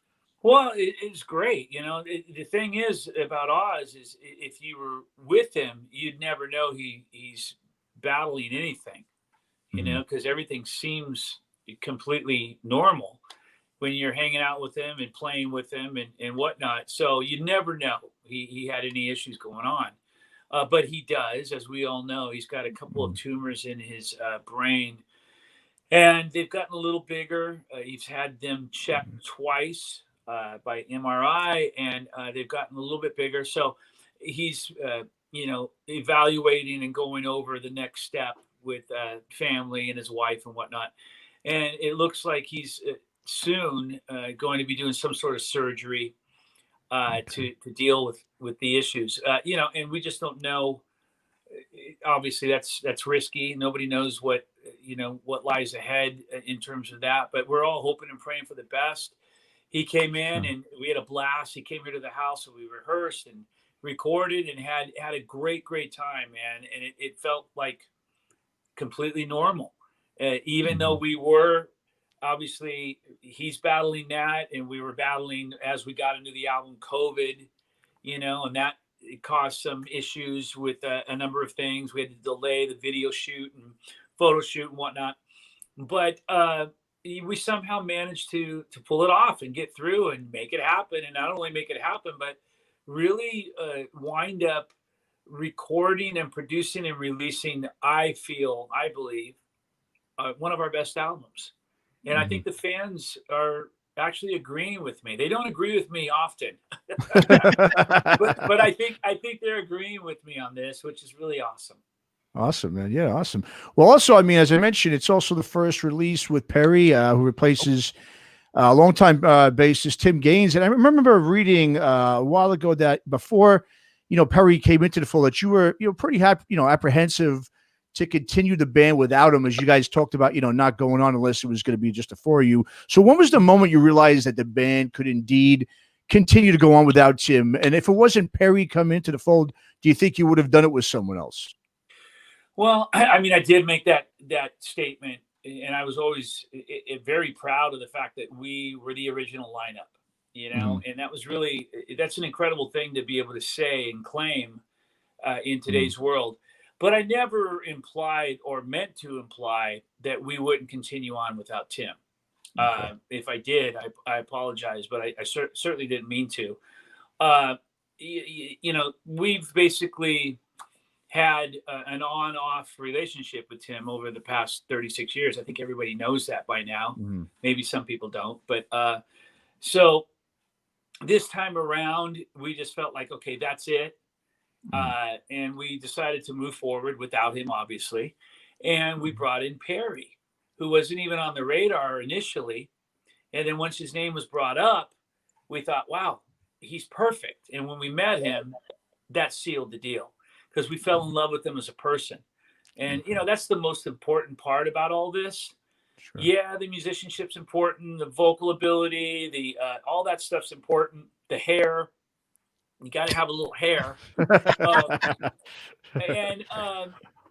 man, the most important thing is relationships. Right. If you don't have a good relationship or a good team in place, and you're not getting along or whatever, you're not enjoying each other's company or what have you, then it's a bigger problem. And all the other stuff can't fix that problem. So that was really a big deal to us. And that was the thing that we noticed right away, and still to this day do, that Perry's a team player. He's a key player, and he's a joyful guy, walks in the room with a smile, leaves the room with a smile, one of those kind of guys. And it's really nice, very refreshing. Awesome. Sure. Now, Michael, I want to kind of go back like 15 years, but encompass 15 years all into one question here. Okay. It just seems, for me personally, as somebody that's followed your career, it seems like there's three distinct eras of Stryper. There's the first era, the yellow and black attack type of era, that hair metal of sorts. Right. There's Against the Law, which I know you hate, but there's Against the Law, And then hate's a strong word, man. I can. Well, I'm going to tell you, it's my favorite release that you guys have ever done, and I know that probably makes me a bad Stryper fan, but you know, Rock the People alone is worth the price of admission. So I like that record, even if you don't, as a member of the band. But well, I'll tell you, man. First of all, I'm glad you like it. I have nothing against that, and I'm not going to argue with you. I think it's great, but it's really interesting when I hear people like yourself say it's their favorite album, but yet, and I talk about the numbers, and people say, "Oh, you can't go by the numbers," but you really have to go by the numbers. I say this over and over again, but it's so true. If you didn't go by the numbers in the music world, then you're in big trouble. Right. You got to go by the numbers, and labels do, and the whole marketplace does. But that album is our least selling album, and that there's something to be said for that. Obviously, the majority doesn't think it's our best album. Sure. If they did, the numbers would far exceed To Hell with the Devil and our biggest selling album by an absolute miles, by many miles. And then in God We Trust right behind that. And then we probably go down the list, Soldiers Under Command, which is gold. Against the Law is not even gold. And it just, I think what happened with that album is we changed too much. Right. You know, it's a really good sounding album. Man, it would have been a hell of a Van Halen album. You know, I think it might have gone platinum with Van Halen. But it's not a Van Halen album. It's a Stryper album, and we're not Van Halen. We're Stryper. We have a very unique sound, and we kind of threw that out the window with that album. And rightfully so. We were getting pressure from many different areas to do so, from the label and from ourselves, from the church, from this, from that. And we changed a lot of things. We changed the sound. We changed the look. Yeah. We lost the yellow and black. We changed so many things, man. We grew beard stubble and started, having a tough look on our face. And we you didn't use the logo. Yeah, well, we did. We changed everything, and we were trying to be something that we're not. Right. And I think that was just built up. We were frustrated with everything that was going on. We felt like we had been pushed into a box and kept in a box. So we kind of broke free, and that we rebelled against everything. And that's what you got with Against the Law. Great album. But again, if you took a poll out of 1,000 people, 995 of those people are probably going to go with To Hell with the Devil or something. Right. Sure. They would, but that leads to the third era, which I think is from Reborn on, where you're saying, I think that might be the most appropriately titled album ever is Reborn, because you weren't reborn as the same thing. Everything that you've done from then till now, much heavier, much more aggressive, but had the spiritual message and the spiritual vibe that made Stryper such an important band to so many people in the first place. You just made it heavier and stronger. And I think that has been a very big reason why I think so many people are way into Stryper now, maybe even more than they were back in the heyday. Yeah, I mean, it feels that way. But, again, we live in a world where, music isn't, or at least hard rock and metal isn't topping the charts like it used to. Right. Obviously hip hop and pop and country are, but metal and hard rock aren't. And, it doesn't feel that way. It doesn't, obviously in the 80s, we would release an album and it would sell 100,000 units in the first week. Now we're very fortunate to sell 10,000 units in the first week, but we're very blessed because there are bands that are selling 1,000 units in the first week right now. Yeah. Bands that were platinum selling artists back in the 80s, our peers, bands that we toured with, and they're struggling to sell 1,000 units. So Stryper, I don't know what Stryper is drinking, what's in the water. I don't know what's going on here other than we give glory to God. Everybody knows that. And we work really, really hard. Sure. And we're a freight train. We're not the little blue caboose, man. We're like we're a freight train doing 100 miles an hour down the track, and it's going to be real hard to stop that. We're going to keep doing it, and we've got a lot more left in us for sure. Well, it definitely shows on Even the Devil Believes. I have to ask, just because, I know you're very strong in the business side of it as well as the musical side of it. Outsider looking in, I'm assuming it was a very difficult decision for you guys as a band to release this record this release right now when you can't get out there and tour it. I mean, that's just bread and butter of a rock and a metal band. You put out a record, you tour it. That's how you sell it. That's how you let people know it's there. And that's how you make your living. Was it a very difficult decision for you guys? And did you consider maybe holding it until COVID, subsides, if it's going to? No.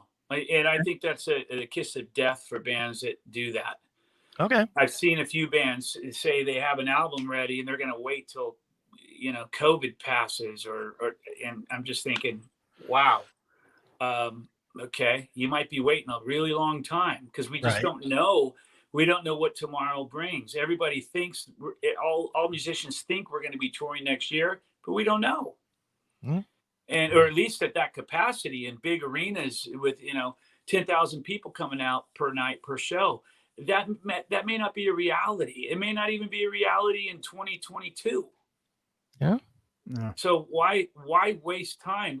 We decided to put the album out, and the label agreed, and we're very, very happy that we did. I think that the album, the more important part of it, is not so much about selling albums by going out and touring, which I think nowadays that's neither here nor there. It's not like the 80s. The 80s really sold albums when you tour. Nowadays, But I really believe that, more importantly, this album and its message is so needed, not only by our fans, but all the new fans, people that don't listen to Stryper on a day-to-day basis. They're hearing these songs and they're very moved by these songs and blessed by these songs in these crazy times when we all need hope and inspiration. And this album is giving it to them. So that's really amazing. Sure. Now, Michael, you mentioned it, and I'm gonna kind of build off of it a little bit. From a spiritual standpoint, if you've read the Bible, if you know anything about the Bible, and you look at the news, it is a very scary mirror how today's society is mirroring, the biblical end of the world. For you, somebody that has always been very spiritual, and somebody seeing that, how do you react to that? And does it make you change how you forget music for a minute? Does it make you change how you live your life day to day, how you get your spiritual life in order, how you try to get your family and friends' spiritual lives in order? It does, but it should a lot more. Okay. Sadly, I don't know if I should say sadly, but I'm a workaholic.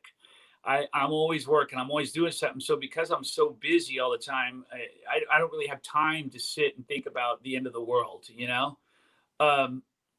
although I do believe that we're in end times. I do believe the scriptures.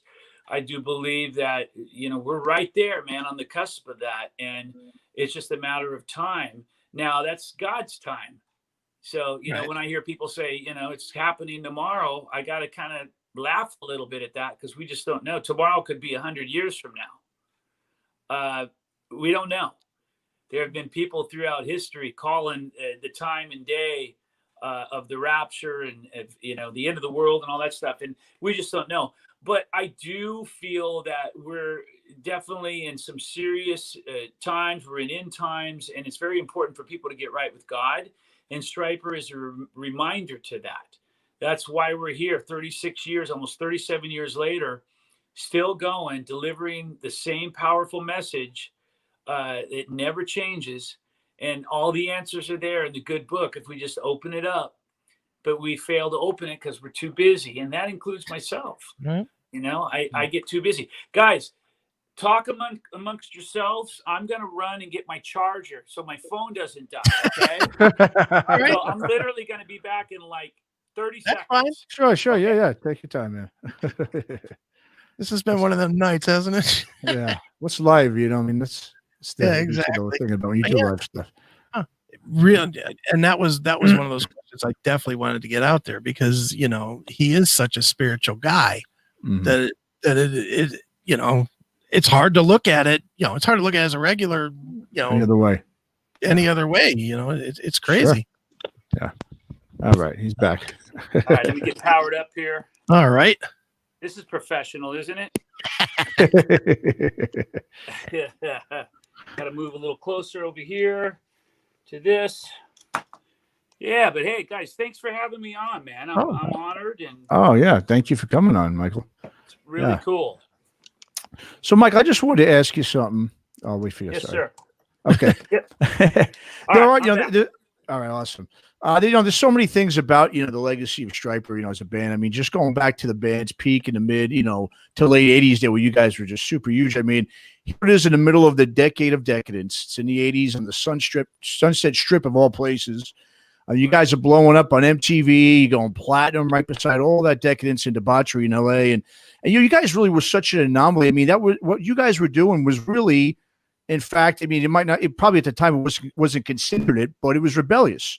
You were so against the grain at that time, especially in LA around that whole, Sunset Strip. And, who would have ever thought too of being in a Christian rock band, would be considered rebellious, but it was, it still is.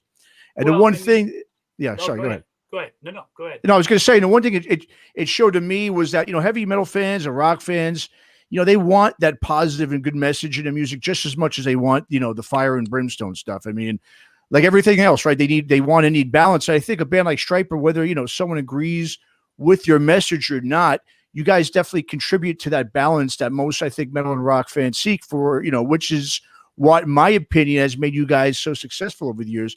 So just in regards to the rock and the metal press, in your opinion, was it tougher for you in the band during the 80s, during that time, as youngsters during the peak of MTV? Or is it tougher today with all the social media madness and the fact that over the years, so many have abandoned the principles and beliefs that you try to encourage and promote through your music? I think it's a little bit of both. I mean, it was tough back in the day and it's tough right now. Right. And, I've been saying a lot lately, publicly and in interviews, man, that is funny stuff when I hear anybody say, oh man, they're not metal, they're in a Christian, they're Christians. It's like, metal's about rebellion. And I think to myself, what's more rebellious than four guys, forming a metal band and singing about Jesus Christ before Anthrax hits the stage? Right.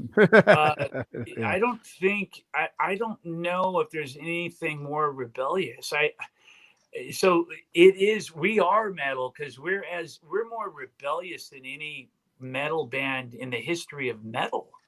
I don't know if you can find another band that's done what we've done and at that level in terms of going out on the front lines and being booed off the stage and getting bottles thrown at us and, playing a death metal festival and people are burning crosses with Robert's face on them and chanting F Stryper.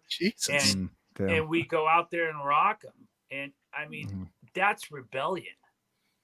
And, so when someone says we're not true metal because we're not about rebellion, I really, seriously, that's comedy, man. That's hilarious. It really is.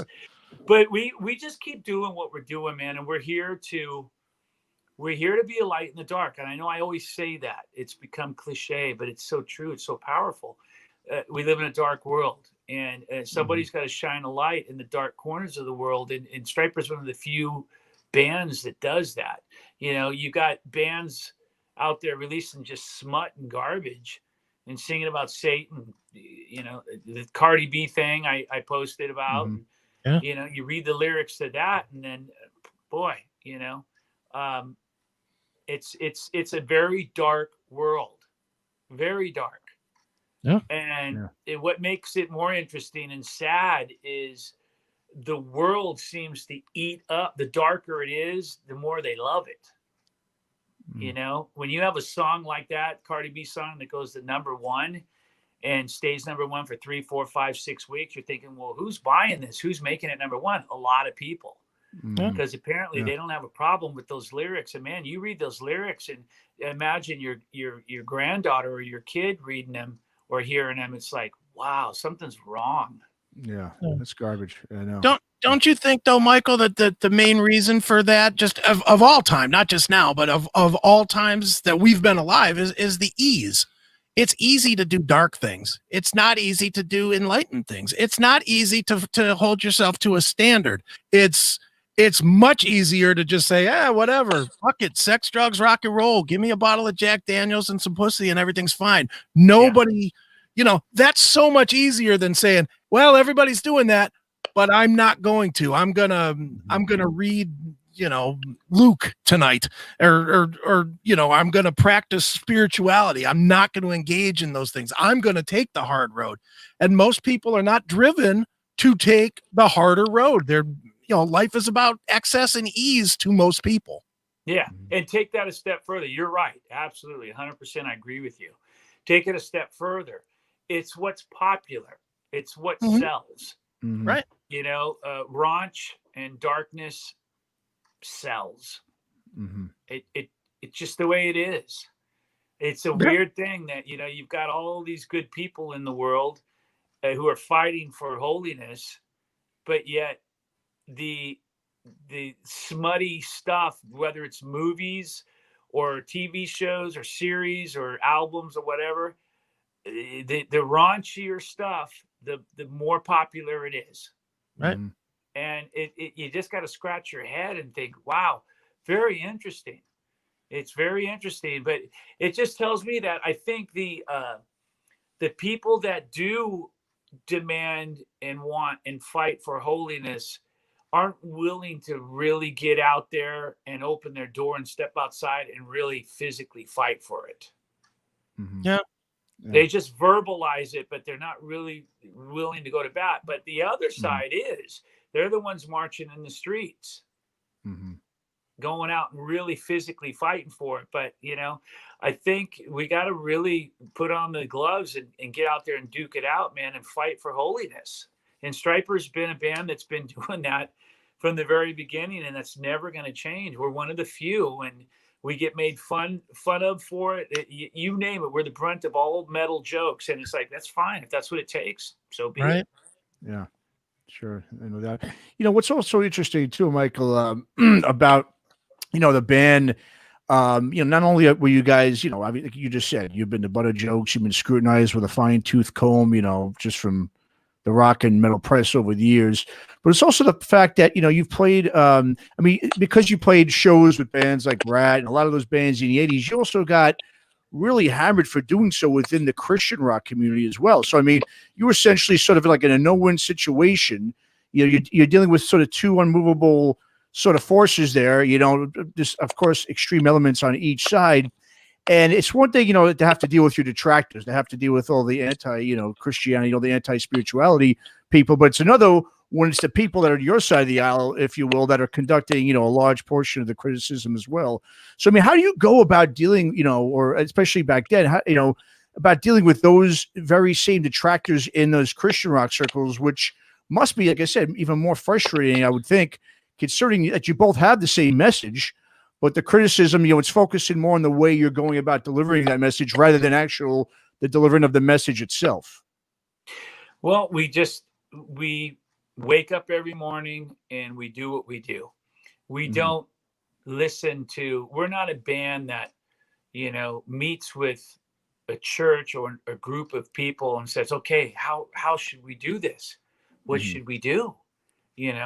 Please tell us, because that's what we want to do. And we'll change everything tomorrow. We don't follow the rules. We're those guys that are always swimming against the tide. Right. And when everyone else is swimming with the tide, we're swimming against the tide. And that's just our calling.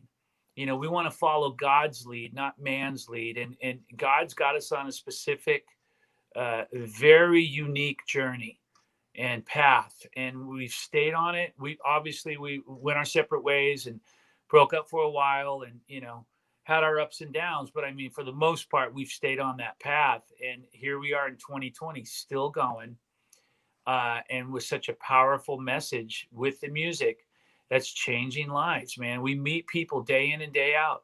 I was talking earlier, a number of interviews about atheists and Satanists, you know, that we meet all the time that are big Stryper fans.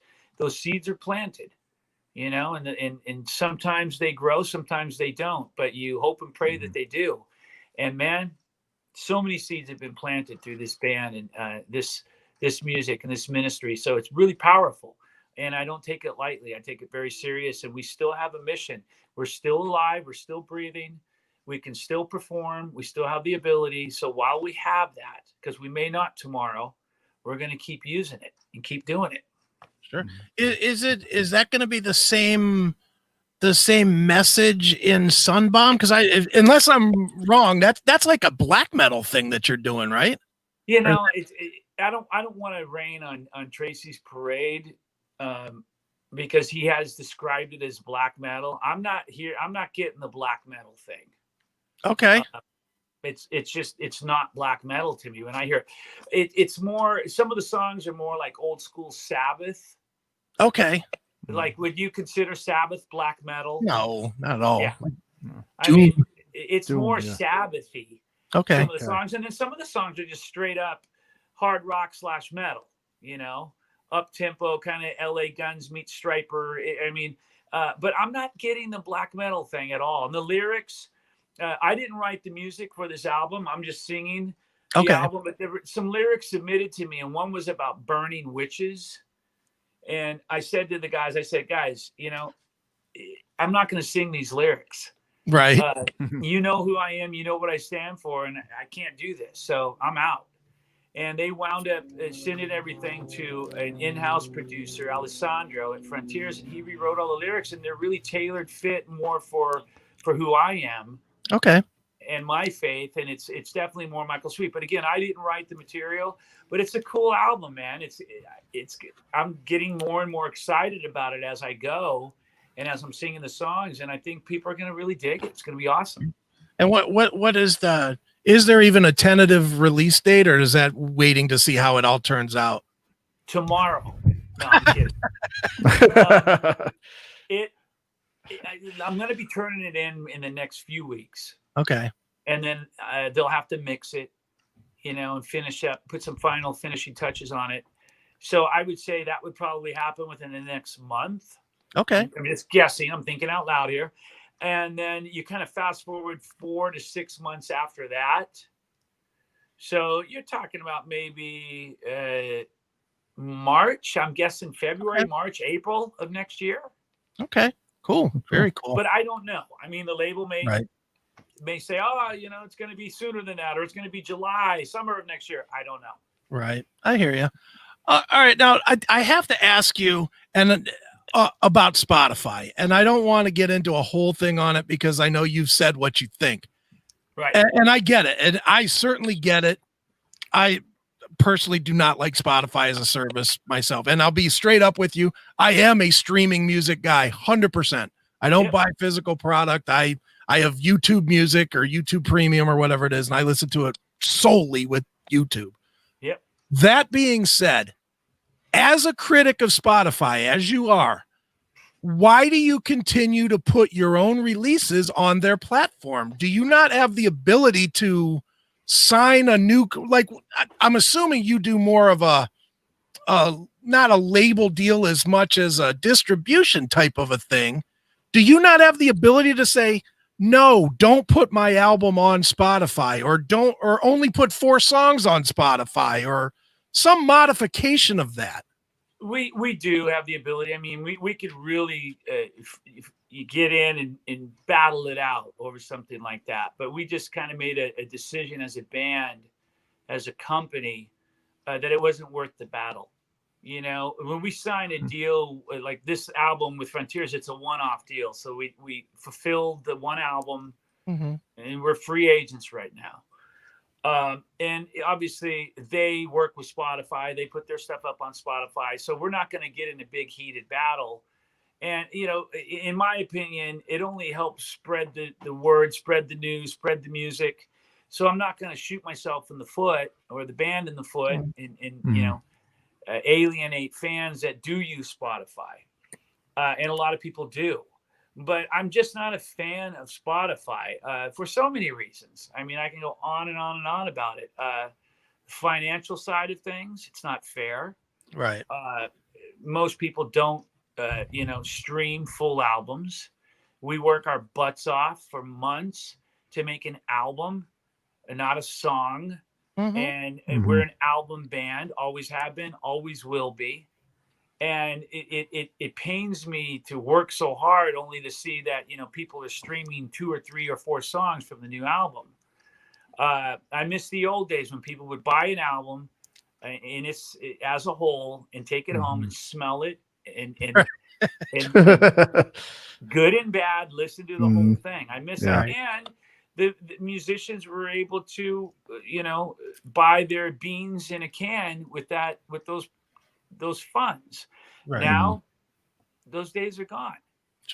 So we got higher ups getting rich at Spotify who's, you know, telling bands how they should do things, and it's just I think it's ridiculous. No, I agree with that. That Eck guy is a problem. You know, he's worth $2 billion, and I haven't spoken to one band that's ever told me, well, I got this check for $30,000 from Spotify and I've got 10 million plays or whatever.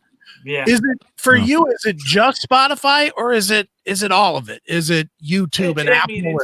It's Spotify, and I was, you know, maybe he would have a different view.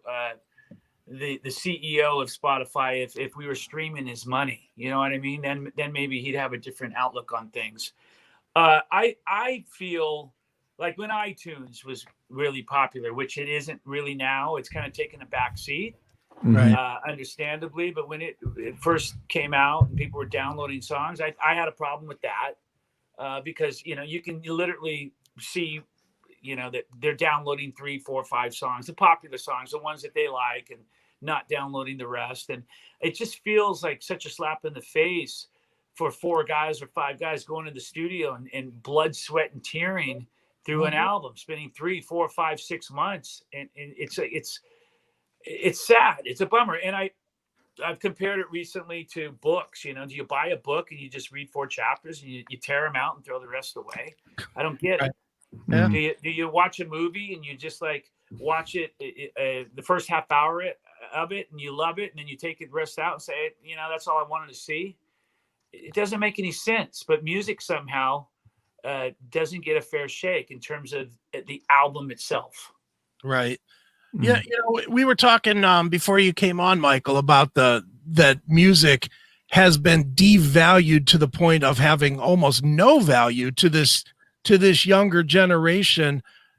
You know, and we were trying to figure out whose fault it was. Is it the kids' fault? Is it the grown-ups' fault? Is it our fault for, you know, not teaching our kids to value it? You know, you obviously have kids, and you know, and you've watched it change over the course of the years as a person in the business. Oh, yeah. Is there an entity that you can look at and say, that's where the problem is? I mean, do you look at Napster and say that was it? Or do you look at us not making our kids appreciate the music as we did, or a little of all of it? It's been a domino effect based on technology. Okay. You know, technology has advanced us incredibly, but yet it's also set us back. You know, there's great things about technology and there's really bad things about technology. Obviously, things like we all have our smartphones and we can do whatever we want on our smartphones, but we can also get hacked, and people can steal our identity. It is good and bad, you know, and that's the sucky part about it. And same thing with music. You know, technology has really helped to destroy the music industry. Revenue that once went to band members and bands themselves. You know, I used to get royalty checks back in the day. I remember clearly 40, 50, 60 grand. And then when we got really popular, we were platinum selling albums, you know, I'd get checks $100,000 plus. You know, and based on just royalties from album sales, right? Those are gone. You don't you don't see those anymore. So now we got to get out and tour, do meet and greets, and try to figure out desperately ways to make money so we can just keep performing music and not have to go work at Dunkin' Donuts. Right. Yeah. Now, obviously the pandemic has you not out performing. I'm sure you see the way people are trying to do it, whether it's these concerts at home or, I've seen like I saw Eric Martin is actually playing here in Cleveland on Friday in some kind of weird, there's like 30 segments of seats and there's 4 people allowed in each segment and all this other, it's some weird thing. Any of that of any interest to you guys, or is that just not something that you can do? No, not at all. Nope. No, and I'll say it a million more times. No, I mean, and God bless these guys that are doing it, but no, we kind of do our own thing, man. We were approached by a number of people to do streaming shows, and we said no, right? Because most of the time they're not done well. It's a very awkward feel to it. Mm-hmm. Very awkward. Yeah, you get to see your band and you get to hear music, and that's great. That's awesome. But it's very awkward, and with everything that's going on, the capacities are cut, by half or 2/3. The way things are done and set up, it's just very strange. It's not how live music should be. Right. So what we did, we kind of made our own rules, and we flew the guys out and we rehearsed and we went into the studio and we recorded 2 live albums from start to finish, the new album and To Hell with the Devil. And we're going to be releasing them on our own, not with any other entity. And we're going to do on demand, like a rental and a purchase. And eventually we'll release those, and we're going to make a series out of it and hit every album. And that's going to be our way of performing live over the next, 6, 7, 8 months. Okay. Which is for anybody that's a hardcore fan of Stryper, that's the perfect thing, because it's a collectible, it's a collectible that they can get, and it keeps them engaged with the band. Exactly. And it's live. I mean, we're in the studio. It's kind of like if you've seen a live at Daryl's house. Yeah. It's like that. It's very similar to that. We're in the studio where we record, really cool vibe. We're all in the room and we're rocking, and it's live, but it's done. It's recorded just like an album. Everything's isolated. Everything's mic'd, separated, and it sounds like an album, and it looks amazing. It sounds amazing. It's not like a live feed that's cutting in and out, and it's a very cool way of doing it. And I'm glad that we did. We were hesitant. We thought, well, can we do this? We were able to do it, and we're going to keep doing it. And we're really excited for people to see it. Very cool. There's no parts in it where the singer walks away to plug his phone in. That's what I'm saying. I mean, I'm glad you said it, but I'm not going to say it. But I mean, I've watched many of these live streams, and oh my gosh, I feel bad sometimes. It's like, oh my gosh, guys, Well, that's why you're a pro, and a lot of these guys are not. That's why you've been able to maintain for almost 40 years in the business, man. Yeah. Well, I mean, and some of them get it right. And I've seen some that were really cool too, but I've seen many that weren't. And, we just didn't want to go down that path where it was done unprofessionally, and we wanted to keep it at a really high level. And Stryper really tries hard to do that with everything we do. Right.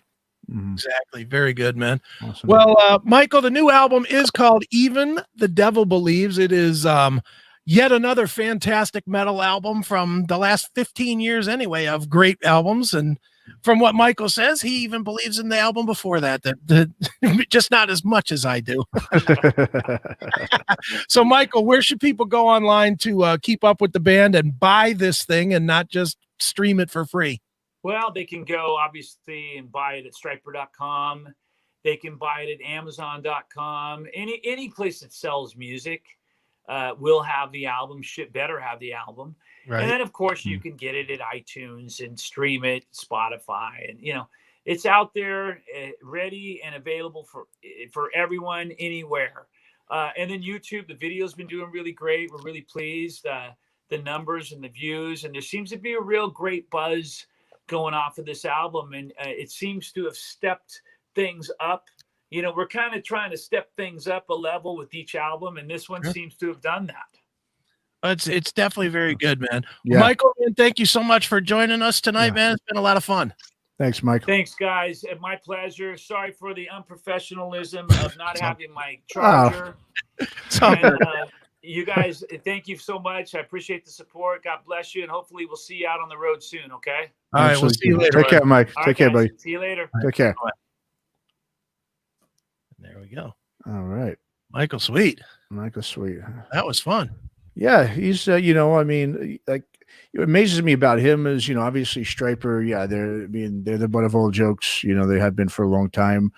But, I mean, you want to talk about a guy that takes it like a champ. You know, I mean, a lot of guys who get hammered like that, well, it's nature, right? You're going to be a little defensive. You're going to push back a little bit. But it's like he can literally just, like, I mean, obviously he's had decades of practice having to deal with it, so that helps, you know. But yeah, I mean, he's a straight up guy too. That's what I love about him. He's straight up guy, you know. I've interviewed Michael a bunch of times over the years, and as I've said before, I'm not the hugest Stryper fan. I don't hate him, but I'm just not, you know, they're not my first pull either.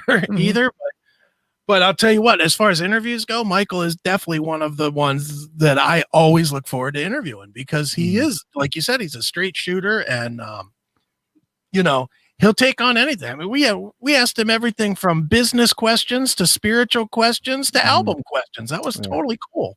Yeah, no, absolutely. Yeah. You know. Well, there we go. And just like that, we're done. Wow, it's just about done here. Wow. Well, yeah.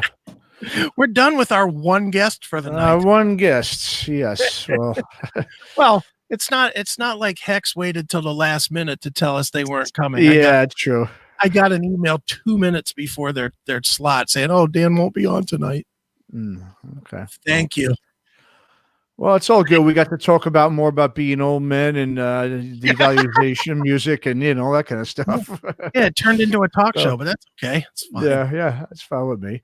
But yeah, no, it was a lot of fun. And do we want to let people know what? Well, that's right. We have not the 7th episode, but I believe the 8th episode we already have fully booked. Yeah, the 20th. And that's fantastic. Yeah, it's on October 21st. Yeah. We're partially booked for next week. We have 2 weeks from now we're going to have the band Electric Mud, who both of us seem to love, and we're going to have Every Mother's Nightmare checking in, and then we're looking for that third one that I don't want to jinx, but we might have something pretty. We've got like 2 guys that are both pretty big names. So one of the 2 I'm hopeful is going to work their way into that third slot. And then on the 21st of October, we've got a big show where we've got Sammy Baller. Who? No, he's an instrumentalist, a guitarist. He was in the band Citizen Zero. For those of you that remember that band, he will be on, as well as Joey Vera from Armored Saint and LeJean Witherspoon from Seven Dust. So, that's going to rock. That's going to rock, that one, absolutely. And speaking of Armored Saint, I mean, that new record is pretty darn good. Have you heard the whole thing?